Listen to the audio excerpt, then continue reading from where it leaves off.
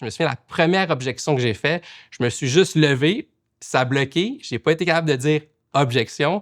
Mais évidemment, le juge m'a vu me lever, il a interrompu tout le monde, puis il m'a demandé, maître, avez-vous une objection à faire? Puis j'ai juste dit oui, puis je l'ai expliqué ensuite.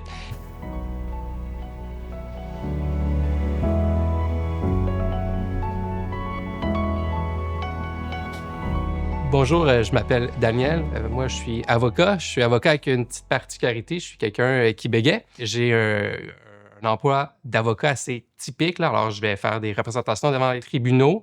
La communication, c'est quand même au centre de ma profession. Là. Je vais donner des avis, des opinions juridiques. Alors, je vais appeler des clients, des témoins.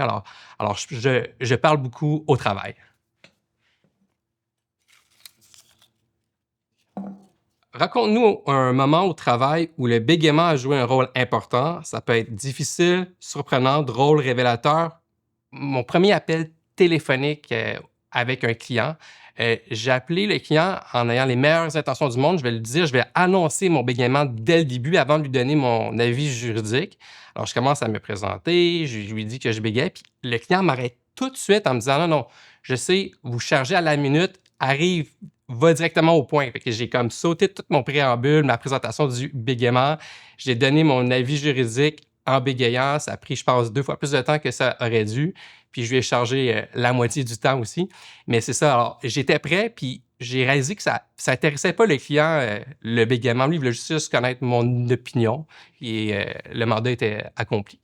Est-ce qu'il y a eu quelqu'un qui a fait une différence dans ton parcours? Je me souviens quand j'ai annoncé à mon père là, que j'allais entreprendre des études en droit pour devenir avocat, en père un peu inquiet, tu sais, tu bégais, est-ce que tu penses que c'est une bonne idée?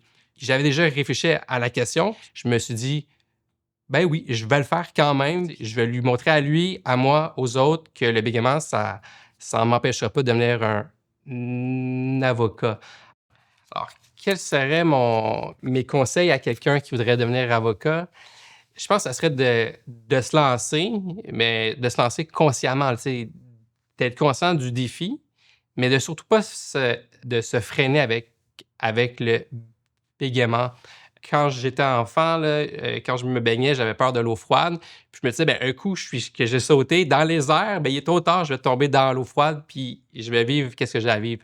Alors, peut-être dans une profession comme avocat, c'est d'être conscient, ça va être froid, ça va peut-être être difficile des fois, mais de quand même de se lancer puis de vivre ce défi-là pour pas avoir de regrets plus tard. Alors maintenant, moi, après 15 ans de profession d'avocat, là, je regrette vraiment pas mon choix et je suis même très, très content de